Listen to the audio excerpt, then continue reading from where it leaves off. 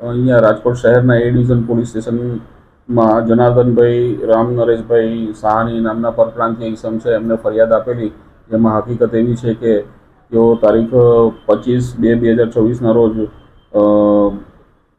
વીરામણી સ્વીટ્સની દુકાન પાસે ઊભા હતા. તે દરમિયાન બે ઈસમો અજાણ્યા આવી તેમને કીધેલું કે અમે પોલીસવાળા છે અને તમે પોલીસ સ્ટેશન તમને લઈ જવાના છે અને પૈસા ના લઈ જાઓ તો પૈસા આપો, તેમ કરીને ધાકધમકી આપીને પૈસા કઢાવવા માટે તેમને પોલીસની ઓળખ આપીને કઢાવેલા 30,000 રોકડા રૂપિયા.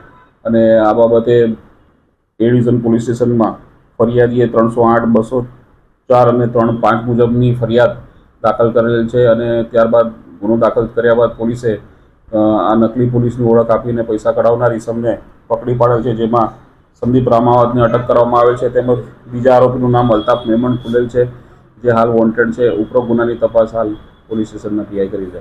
એમાં આમની પોલીસની ઓળખ આપીને અગાઉ પણ આ સંદીપ રામાવતે એના વિરુદ્ધ ગુનો દાખલ થયો છે અને પોલીસની ઓળખ આપીને ખોટી ઓળખ આપીને ધાકધમકી આપીને કઢાવવાની એમો છે.